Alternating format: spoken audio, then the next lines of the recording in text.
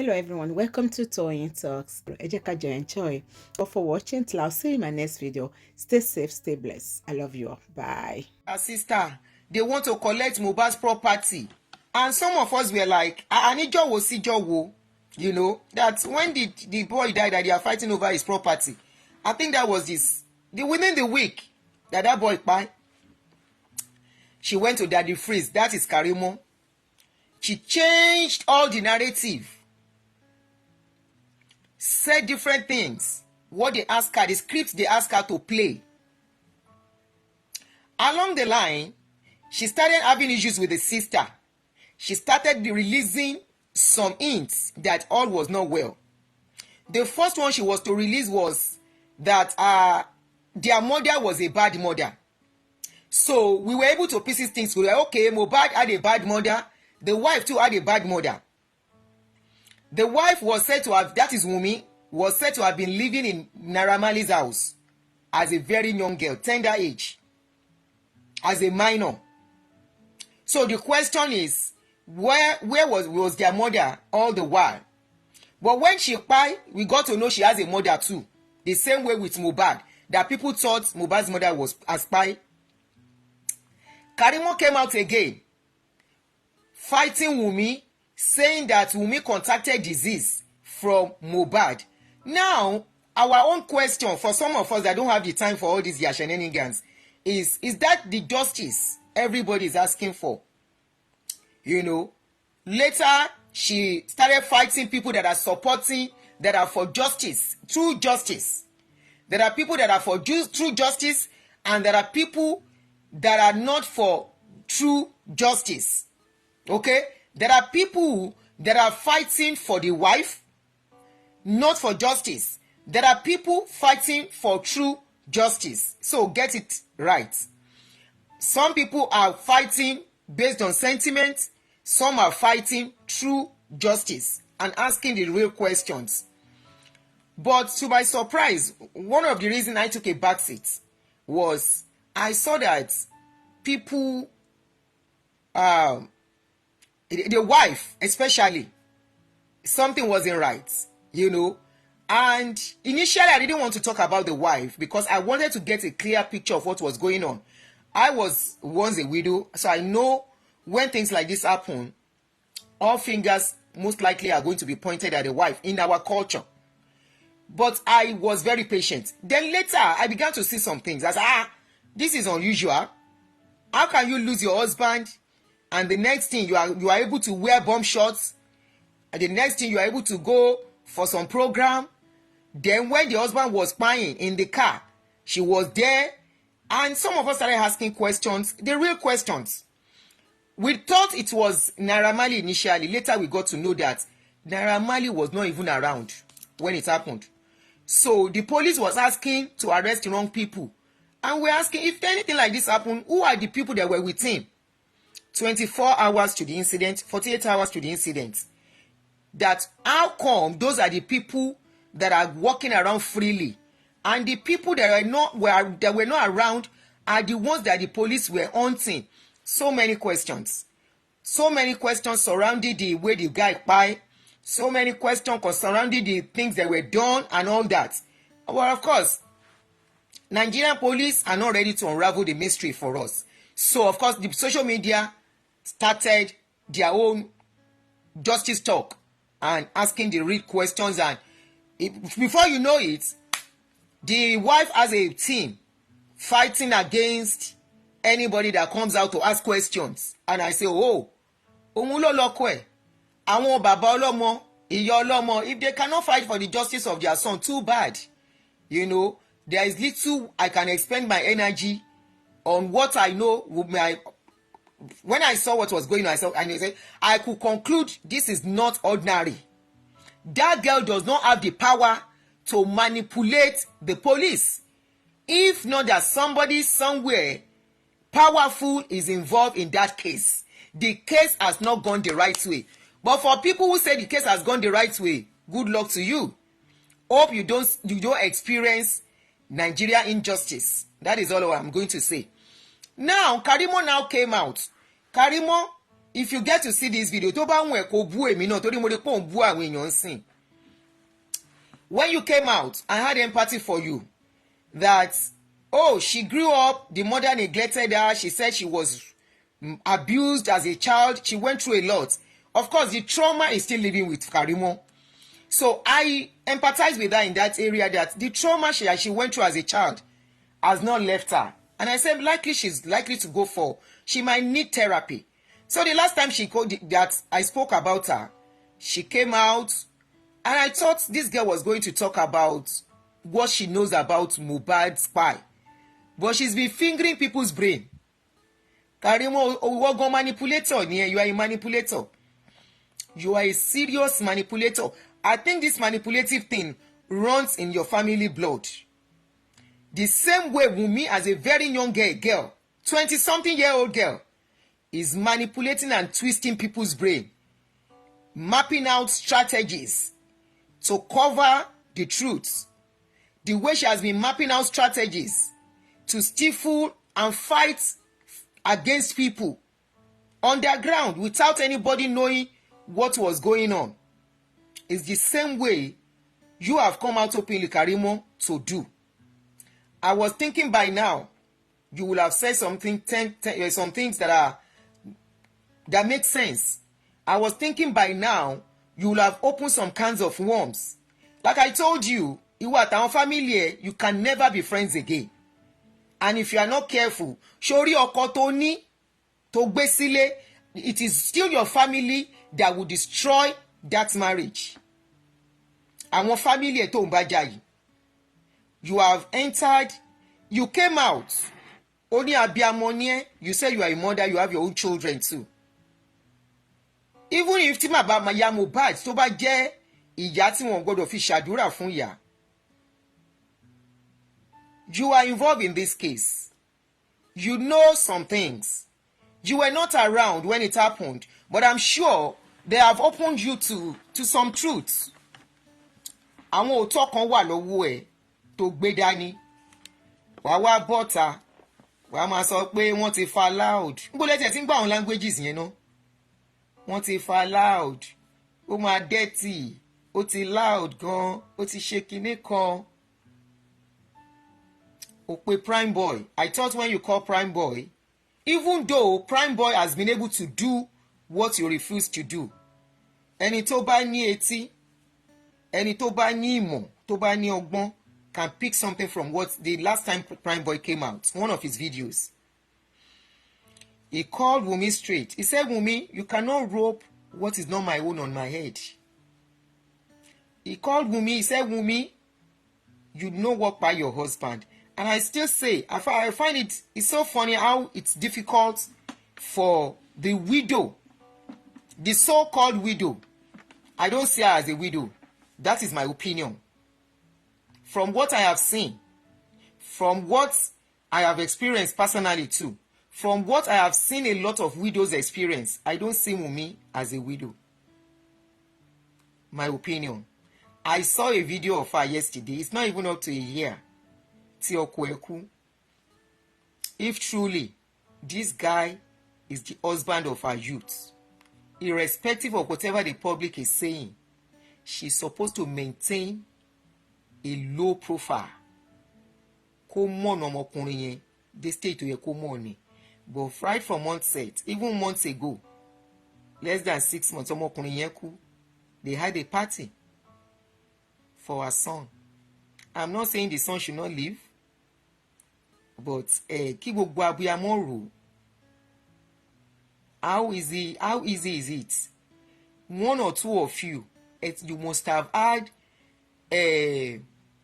opó ní family, ní ọ̀rẹ́.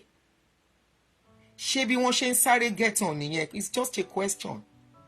Even opó òyìnbó, tá rò wípé the way they live is different from us. Is that how they move on? Is Wunmi truly a widow? Ask yourself this question. You know widows. You have widows surrounding where you live. You must have known somebody as a widow that are even rich. Is that how they move on easily. Based on the recent things I'm seeing, Wunmi is not a widow. No, she's not. And I see, it's funny how she cannot come out to speak on what led to the husband's spy up till now. People are just selling different narrative, throwing different videos on social media. Anyway, that is by the wayside. Mohbad is unfortunate. Listen, we should learn from this thing. Though we are not like them, and may we never be like this family. If you are the type of this family, it is time for you to change your ways. May we never be like this family. That boy is still in the mortuary, and this is an advice. Elebami share video ikiba please kindly help me to share. There is nothing they are burying again. The last time they did, there was a time they did corona inquest something, and they said the body of the body has decayed. And you know why? The guy was in the grave. But when he died, they couldn't get a mortuary to put in. So for almost 24 hours, it was not preserved. We don't know when he died. You know, some people said they died a day before they called the parents. And that was why the mother's brother embalmed him inside the house. After that, they buried him. After burying him, 9 days after, they exhumed the boy. Already, his body was not prepared for preservation from onset. So, I was not surprised when they said the body is already decaying. So, the best bet for the father, there is nothing to bury anymore other than cremate. Cremation is their best bet. Kino to fe bury? Ara to ti jera already. Already, want to call nyama nyama. So the boy has gone, the body of the boy, his body has gone through so much. So the best bet, if the father wants it, is cremation. Let them just cremate him, and there's no need buying any burial ground or whatever. Should just cremate him, and whatever he wants to do with the ashes.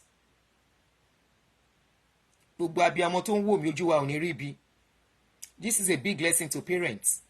I'm still going to play some of their voice notes. I mean their audios. We'll laugh at them and laugh at their shame. The shame of the family, both sides, is shaming me. This is a big lesson. Mohbad, at what age, is not the only one singing. Ó tutù lọ́mọ, ìwọ̀nba lọ́mọ tutù mọ́. Tẹ́ bá lọ́mọ tí ò jáfáfá ẹ fún ní àbàrà, kó jáfáfá. Tí ò bá tutù, ọmọ tó yẹ kó máa dó obìnrin, kó kàn máa dó obìnrin ṣeré. Ó lọ gbé obìnrin olóhùn fẹ́ yàwó at 20 something, láì tí níṣẹ́ gidi lọ́wọ́. Ó ẹ̀ṣẹ̀ ń bẹ̀rẹ̀ career when he's just starting his career. Who does that? Bóyá ẹ̀jẹ̀ pójú lásán kọ́ náà fi mú. But everything boils down to bad parenting. Backup tí ó ní. He never had a backup of parents. The father tried in his own way. Immediately he got entangled with a lady. They said the father seems irrelevant again. It was not relevant anymore. Even the mother too. One of the voices that we saw online said at a point, the mother had to kneel down to beg to have relationship with her son. That is even understandable because she was never there from onset. If you have failed as a mother, maintain your lane. The mother failed the boy. Ká ní obìnrin ló máa ń jarújà yẹn fún ọmọ. If he has been in the boy's life from the onset, obìnrin kan ò lè dédé wà náà. Kó wá mú ọmọ lábẹ́ mi ẹni hàn nígbà tí kò ṣí èrè. Obìnrin kan á dédé wá lọ́sàn-án lóru, ọmọ tí mo jẹ̀yà fún. Tí ò tí tásìkò. tó ẹ̀ṣẹ̀ ń build career kí ló ń jóyún lọ bímọ yẹn sílé yín kò tí rẹ̀ díyàwó á gba ọmọ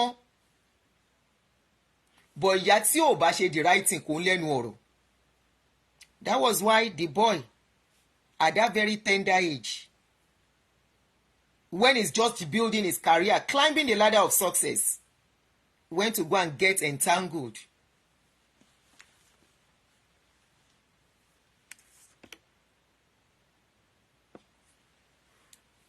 Went to go and get entangled at a tender age. Ó wá lóhùn ti fọ́kọ, ó ti fẹ́ yàwó. Ó fẹ́ yàwó, ó gbóbìnrin sílé títí wọ́n fi yanjú ẹ̀. Till now, the person that is supposed to be at the forefront of justice, ta ló yẹ kó máa sunkún kó máa pariwo, justice for Mohbad, justice for my husband, who kpai my husband. Or she knows what kpai the husband, so kò sọ̀rọ̀. But why it is difficult for her to come out and say what kpai her husband, instead paying bloggers here and there to counter whoever is asking for justice, to counter whoever asks questions, to counter whoever asks, wait, this boy, even the baby you have, there is controversy on it according to what we are hearing. Who has the baby? Go and do DNA. Almost how many months now? People came out, they are ready to fund it, they are ready to pay for it. DNA has become death sentence till now. And women, mothers that have children, mothers that have boy children, are finding it difficult to support the DNA thing. Are you telling me if you are in the shoes, let's assume that Mohbad's mother is normal, because I don't think that woman is normal. Let's assume that woman is normal, that woman is okay. Ẹ bá mi love and like, ẹ bá mi share ẹjọ́. There's nothing wrong with her. Let's assume she's normal, she's okay, like you and I. Ta jìyà lórí ọmọ. And something like this happens. And the world is saying, this is what happened. We saw the audio where the boy was even saying, ẹ ti ń ṣe tipẹ́, you've been doing it for long. My own is going to be the last one you ever do in your family. They were having issues. Yes, couple can fight and they can say different things. The boy was asking for his password to his iCloud. Ibi tẹ́mi ti wò wípé Mohbad is one of the reasons he kpai himself. How can you at that tender age share iCloud with your girlfriend? But even at that, at the end of the day, when I look back, when I look at the other side, when you are in love or you think you are in love, you can do the unthinkable. So I will still excuse him. Or maybe he feels if he wants to forget the iCloud password, he gave it to the lady. Keep my iCloud password for me in case. And the rest they say is the story. There were so many things that points to something not right, the way that guy go. If you and I, like parents, gbogbo wa ò ní rírú ẹ̀ o, we never ní fọwọ́ wa gbọ́mọ sí láṣẹ Èdùmàrè. Tí ìyá Mohbad bá normal, bẹ́mi àti yín ṣe normal. Do you think she would have kept quiet on the DNA thing? No, she won't. She won't. This is not pé ọ̀rọ̀ owó mọ́. Good evening, how are you? Easy. It's not about money anymore. It's about unraveling the mysteries. The mysteries surrounding that boy's spy. Even on the burial day, so many mysterious things happened on that day that people saw. And I see mothers tó ń gbé ọmọ tí wọn náà dání because of sentiments or because of money on social media so that they won't lose their supporters. Or maybe some have been paid because I learned some people are collecting money. Ọlọ́run má jẹ́ ń gbarú owó òṣì bẹ́ẹ̀ yẹn. Ọlọ́run mo tún tàkẹ́ ìdànù. Ẹlẹ́dàá mi ò ní jẹ́ ń fọwọ́ kan irú owó bẹ́ẹ̀. If truly they are paying people to speak against true justice, to counter and fight against people, ebi ò mà ní pa wá kẹ̀.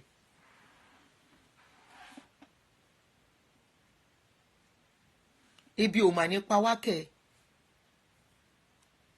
Poverty is not good at all. Love of money, greed is not good at all. It will make you to soil your hands. And in your closet, tí nǹkan bá ṣẹlẹ̀, your conscience will be like, ṣé kìí ṣowó tó gbà? Ṣé kìí ṣowó tó gbà?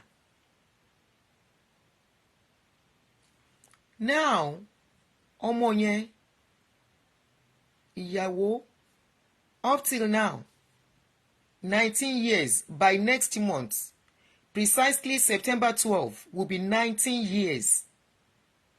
I can still narrate everything, how it happened. What happened to me before then? Some of them are forgotten, but that particular incident still remains as fresh in my brain till now.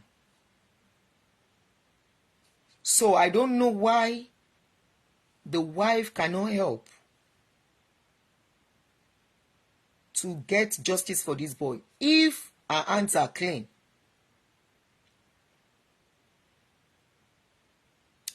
But because obviously if one can think, there is more to the case. The boy, before he died, he wrote petition to the police mentioning Naira Marley, Sam Larry, and Oba Elegushi, Saheed Elegushi, in his petition. When that incident happened, Elegushi came out. He said it doesn't have anything to do with Sam Larry. The case is not whether he has something to do with Sam Larry. The case is, in a normal country, the boy wrote petition that those boys are working for Elegushi. In a normal country, the police are supposed to unravel the mystery of whatever those boys are doing for Elegushi. That what is the connection? What is the business? What are they doing together? Why will the boy leave every other person in that country and be mentioning King Elegushi, Saheed? Why? He should have mentioned Akiolu, Oba of Lagos. He can as well mention Oba of Isolo.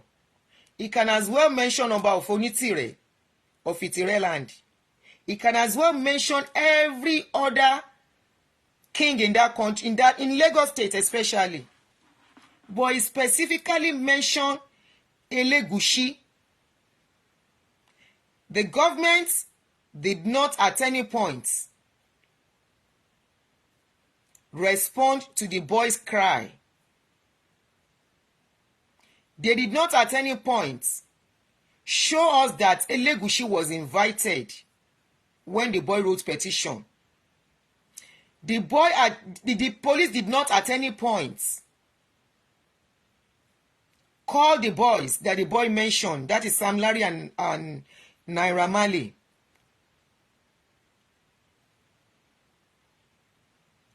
When Iyabo Ojo came into the case, he said, Oba Elegushi, your name was mentioned in this case.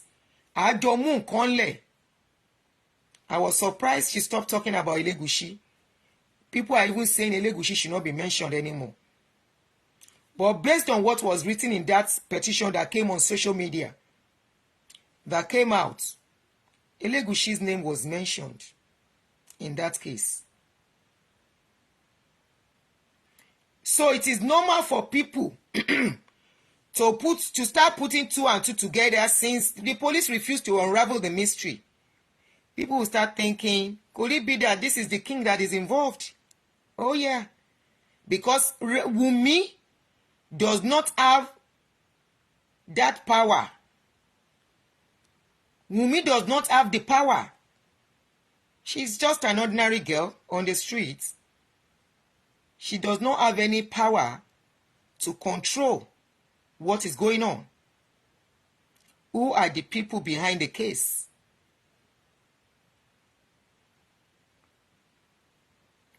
Sorry. Who are the people?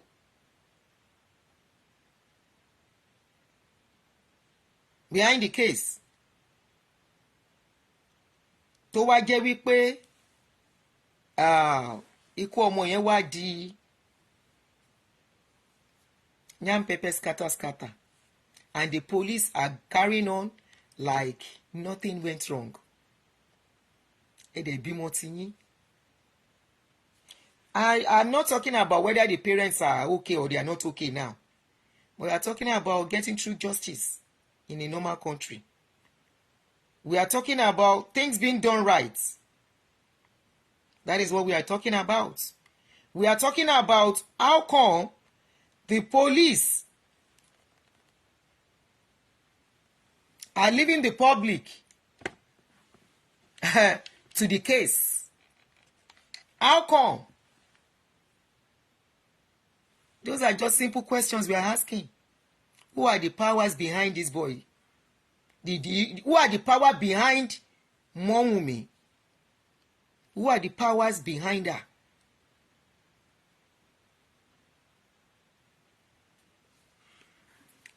Now, to now make matter worse, our family. Karimo, I told people the last time I was doing my show, I said people should stop giving Karimo attention. You know why? As long as Karimo is not ready to tell her own part of the story, as long as she's not ready to say what she knows, people should stop hailing Karimo. Karimo is not worth attention. Karimo is on vendetta. Ẹ jẹ́ kó fight ìjà ẹ̀ kó máa jà. Stop supporting her. Karimo does not have conscience.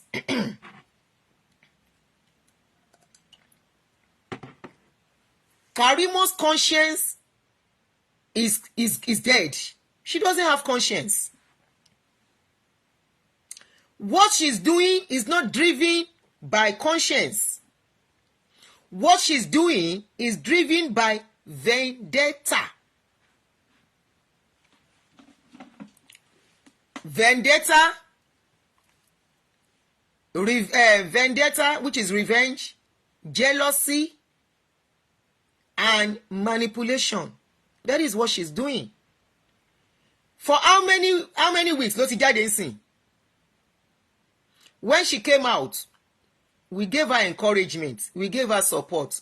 That Karimo, for the sake of your own children too, torí ọjọ́ ọ̀la àwọn ọmọ tó gbé dání.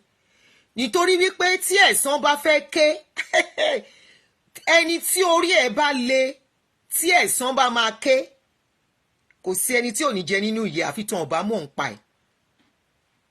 I said, Karimo, come out and say the truth that you know about this case. Now, you have stopped talking about your mother. Ìyá ẹ̀ tó ṣe gangan tó fi di wípé ó lọ dá sí ọ̀rọ̀ tí ò yẹ kó dá sí. You wanted the love of your mother and your siblings and your family, your mother's family. That was why you put all your body into that case and manipulated the whole narration. You changed the narration of the story. Of the truth, you cover the truth. You walk along with people who want to stifle the truth. The same people that said Naira Marley was involved, only for them to come out and say for that they have vendetta, they have a battle with Naira Marley, they have scores with Naira Marley even before the case. You now team up with them. They told you to go to Daddy Freeze. Owa butter. Months after, almost a year, like as if you were ready to say the truth. Karimo, ìkànnì ẹ, ìkà, wọ́n ti gbin oró sí ẹ nínú. What you went through has turned you to somebody that does not have conscience too. What you went through as a child has turned you to a narcissist. What you went through as a child has turned you to somebody very vengeful. You are vengeful, Karimo. You don't have ní àánú lára. Ní àánú. Ó kéré ó mọ kò sí lára ẹ. It's either things go your way or you will destroy it. That is the type of person you are. It's either things go your way or you destroy it. One finger brain àwọn èèyàn. You are fingering the brains of people. Láti how many weeks? Wàá ní tí n bá máa jáde lọ́la. Tẹ́ bá tún sọ̀rọ̀. Ó wá ń fi condition sórí òótọ́. Òótọ́ ló ń gbéyàn lékè o. Òótọ́ ni pílò tí èèyàn fi ń rọrí tó máa sùn dé ọkàn. Òótọ́ ló máa jẹ́ kó gbórí ẹ̀ sórí bed tí ọkàn á dẹ̀ balẹ̀. You cannot hold what you are holding. Kò ní peace. You know a lot. They told you a lot. But you are not ready to release it. Which is fine. Nobody is forcing you to. Nobody is asking you to. Don't release it. But I wish people will stop giving you the attention and support they are giving you. Fi àwọn family ẹ kẹ́ máa fi ara yín pa owó lọ lórí social media. Drama ni, we are watching drama. Àwọn èèyàn dẹ̀ kẹ́kọ̀ọ́ lára yín. In the olden days, this kind of movie, what is going on? Orí TV la máa wò. But now, social media is the true life story. All of you are now coming out. I'm going to play some of the audios. Ẹ wá ń jáde. Afolashade, Mohbad's mommy's sister, that once said they saw a duvet with blood, soaked with blood. After that, she came out for Baba Mohbad, telling the man to shut up, telling the man not to talk again. Ó bú bàbá yìí ó fi wé ṣege. You are now out again, Folashade. Irú family wo ni gbogbo yín yìí ná? So you have come out again. Now you two, you are having condition. You are giving them condition. You are ready to speak. Tó bá fún ẹ lówó. Ní di gbogbo ẹ. All you need to do, go and open TikTok. Kí wọ́n náà máa fi sọ̀rọ̀. TikTok á fún ẹ lówó. So the justice of this boy, knowing what by this boy, is not relevant to you guys. Making money is more important. All of you now think of making money instead of asking for justice. Ẹ dẹ̀ bímọ and you have children. Irú èèyàn wo ni yín? Irú ọkàn wo lẹ possess? Irú conscience wo lẹ possess? Ẹ rántí, your conscience, whatever you do, is a shadow that will forever follow you. So now, Afolashade, you want to team up with Karimo to do what? Because Wunmi have stopped giving all of you money. You are now ready to team up with Wunmi to do what?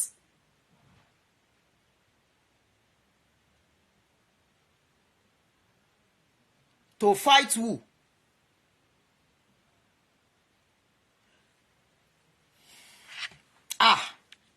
Irú ẹbí yín yìí, ó yẹ kí gbogbo public kan fojú sí yín lára. They should know you people. That is what runs in your blood as a family. Kò sẹ́ni tó yẹ kó fẹ́yàwó àbí fọ́kọ. Kó yẹ kó mọ òun fẹ́yàwó àbí kó mọ òun fọ́kọ ní family yín. Káàárọ̀ kọ́ mi.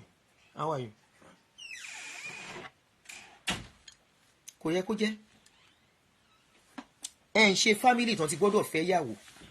Àtọ̀tún àtòsì, both side, mother side, both Karimo side, both Wunmi side.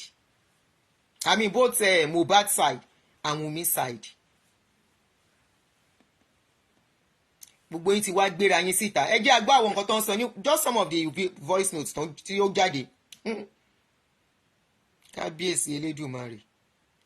Ojú dẹ̀ gbà mí tì. Títí tó bá fẹ́ ṣí ẹ̀ sí tí bá nà sọ́dọ̀ Kimo ti lọ. This voice note is Mohbad, Karimo Aunty, junior sister to Wunmi's sister. She came out. Karimo first came out saying she's been paying the ladies' children's school fees. You know, so when everything now fell apart, all of them are now at loggerheads. All the family are against Karimo now. My first video for Karimo, I told Karimo, I said, Karimo, pack yourself and your family and make your life private. I said, if not, people that hate you, people that were not there for you as a baby, are the ones, if you allow them, they are the ones that will come into your life and destroy all that you have built. And I heard some things from this auntie. I said, yes, now it is happening. Karimo, ọ̀tẹ̀ yìí máa ṣe báyìí tó bá ṣọ́ra. Ọ̀tẹ̀ máa ṣe kí ni ó máa ṣe báyìí tó bá ṣọ́ra. Ó ti ń súnmọ́ bẹ̀. Ìwọ ni kọ́kọ́, you are not the only one that a mother will neglect. You are not the only one that has a bad mother. Many people watching me, oníkálùkù, ó ti di swap, ó ti di so inú ẹ̀kú. Especially in our culture where you are not allowed to speak. I'm against that. I am 100% against somebody saying they should not speak about their trauma. No. Allow people to talk about their trauma so that they can be okay. But one thing I can find out with Karimo is not seeking healing. Karimo is seeking vengeance.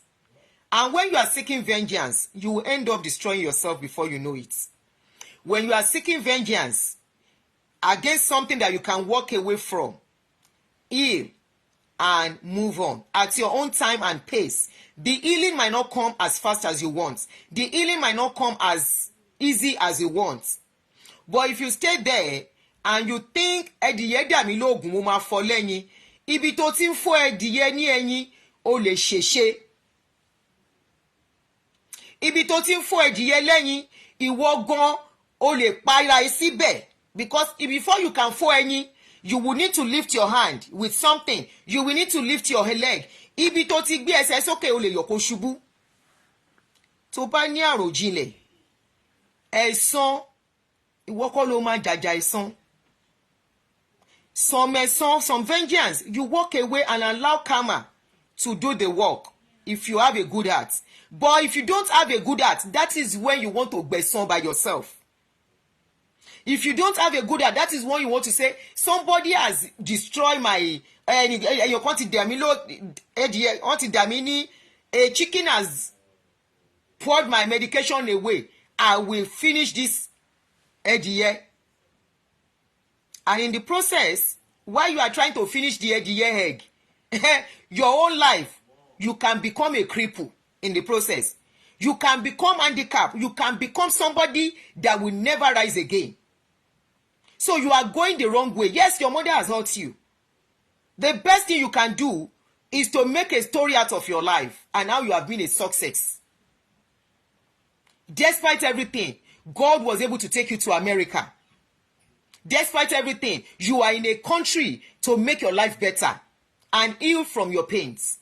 Therapy abound in America. Counseling abound in America. Take advantage of it and use it. Only people that are intelligent and normal will know that you have constituted a nuisance on social media. With all the jam talking, you are jam talking. You are not making sense. Only people that think they want to use you for entertainment and be laughing at you, cursing you, some will hail you, but trust me, they are cursing you behind you. Being vengeful will destroy you. Fighting just vengeance. Ìtàkùn tó ní kẹ́rin má gòkè ni, òun àti erin náà jọ máa lọ. Ìtàkùn tó ní kẹ́rin kó má gun òkè. wọ́n jọ máa wó ni. Before you pull somebody to the ground, you have to go to the ground too. Before you roll somebody in the dirt, you have to be in the mud too. Yeah, come in. Hi, Mom. Good morning. Hi, sweetie. Good morning. How are you? Good, how are you? I'm good. Please, can you warm my coffee for me, please? Thank you, darling. Or give it to Daniel to do it. It seems you want to do something. No problem. How are you? I'm good. How are you, Mom? Very good. I wish somebody can speak sense to you. Karimo, say the truth that you know about Iku Mohbad. Say the truth. Gbogbo wọn ṣe twist ọ̀rọ̀ fún ẹ. Say it. But you are still covering them and you are still fighting them. To me, you now have double personality. Ìwọ gan ò mọ̀ rẹ mọ́. A personality that still wants to deal with the abusers and a personality that wants to destroy the abusers. So you are having double personality. Let's listen to some of the distinct also. So this voice note, this TikTok video you are going to listen to was a TikTok where the sister and the auntie of Karimo, after Karimo dragged their mother and dragged the woman that she's been paying their bills, she's the one giving them money for food, giving them money to pay school fees and everything. So let's listen to it. Kẹgbọ́n nǹkan tó tán sọ. tó ló gbé wà láì tí bá parọ́ mú ẹ̀wù. Mo ń bọ̀, ọ̀tọ̀ ni tí mo fẹ́ play. Okay, let's listen to Karimo first. tó ló gbé wà láì tí bá parọ́ mú ẹ̀wù mi tí bá parọ́ mú ẹ wù mí ọmọ Adébánjọ ọmọ Lájùmọ̀kẹ́ tẹ́lẹ̀ dá ẹja fún mi. Ìyá Mohbad had to kneel down and beg. If Ìyá Mohbad kneel down to beg Wunmi, ó yẹ kó kneel down. Karimo, how is that a big deal? Mama Mohbad kneels down for Wunmi. Oh yes, ẹni tó bá fún ni lókòrò lọ ga ẹni now. Is she not the one taking care of feeding her? When you have when Ìyá Mohbad, Karimo, ìjà ẹbí ló ń jà. Ó dẹ̀ máa tẹ́. Ìyá Mohbad gan yìí máa sá fún ẹ. You think Ìyá Mohbad is going to relate with you against Wunmi? No. Ìyá Mohbad will go for the highest bidder. Before you can do it, you have to know how much Wunmi is giving Ìyá Mohbad. Before you can win Ìyá Mohbad to your side, you have to know how much Wunmi is giving her. Then you double it. Ìyá Mohbad is going for the highest bidder. If she's not going for the highest bidder, she will not be where she is. She will not team up the way she has teamed up with Wunmi. And even fighting people that are asking for justice. Karimo, you don't have any power over Ìyá Mohbad. And Ìyá Mohbad will still kneel down. Ìyá Mohbad will wash Wunmi's clothes. Ìyá Mohbad will clean Wunmi's floor, sweep it. She cannot be anything other than housekeeper. Housekeeper does not have power over Oga, so that is paying salary. Kí ló ṣe fún Ìyá Mohbad tó ní pé ó kneel down? Oh yeah, she has to kneel down. Yẹ̀bọ́ òun ló ń fún lówó oúnjẹ. Ó dẹ̀ láṣìírí ẹ̀ lọ́wọ́. Ó ti compromise. Ó ti tara ẹ̀ lọ́pọ̀. Ó di dandan kó kneel down. Kneel down. I beg you. Kó tó lójú ọmọ ẹ̀ lẹ̀. Wunmi, mo ní Wunmi. Karimo, ó sọ̀rọ̀ síbi tọ́rọ̀ wà. Ó ní kó tó rójú ọmọ ẹ̀ lẹ̀. Where was she? Ṣé ìwọ bó ṣe jẹ́ ìyá tó ń tọ́jú ọmọ ẹ̀ as you are taking care of your child? Even me, you all had the children. Wọ́n jí kí náà wá ṣe? Bọ́n ṣe ń jí náà kanlẹ̀kùn good morning mommy. Bọ́n ṣe ọjọ́ weekend tó bá wà nílé tí mi ò jáde tí mi tètè. Bọ́n ṣe gbọ́dọ̀ wá kanlẹ̀kùn nìyẹn. Ibi ọ̀wọ̀ nìyá gbọ́dọ̀ wà àti bàbá. Ìyá Mohbad, for Ìyá Mohbad to kneel down for Wunmi, to beg her, please let me have something to do with my son. It shows how much she failed. The same way your own mother failed you too. If she has to kneel down, kò sí ìyá tó máa ṣètò ẹ̀ lórí ọmọ. If the child, the boy, go eat punani when old make am get sense, the mother go tell am say you will wake up one day, you are coming back to me. Bẹ́ẹ̀ dẹ̀ ló ṣe máa rí. Oh yes, a mother that has played a part in a child's life. A child will now go and chop punani, and the punani will now turn his head. He will now neglect his mother. Trust me, that boy child, one day will bite his finger of regrets. Kò sí lọ kábọ̀. I don't know, it's a mystery. Nobody will ever be able to unravel. Bí a ṣẹ̀dá ṣe ṣe ni. Ìyá Mohbad ló wùgbà tó gbọ́dọ̀ kúnlẹ̀ fún ìyàwó ọmọ, wọ́n ta ká òṣì dànù. Ìyàwó ọmọ máa ṣe fún mi, ọmọ náà máa tún ṣe ni. Bí ṣe máa jókòó yá ẹgbẹ́ kíni ẹ lọ ṣóúnjẹ lọ bá mi ṣe kọ́fì mi wá. Ìtorí wípé kíni mo dúró ní dúró ìyá. Mo jẹ ìyà nǹkan tó ń pè ní ìyà, and I know a lot of mothers tó ń wò mí wọn àwọn náà fọwọ́ gbáyà. The last video I did, I saw some comments of mothers saying wọn ò tí ì bí ọmọ náà, tó ń sọ pé wọn ò tí ì bí ọmọ náà, àwọn làwọn bí nǹkan àwọn ò tí ì rí ìyàwó náà. She has to beg for attention because she failed Mohbad. Karimo,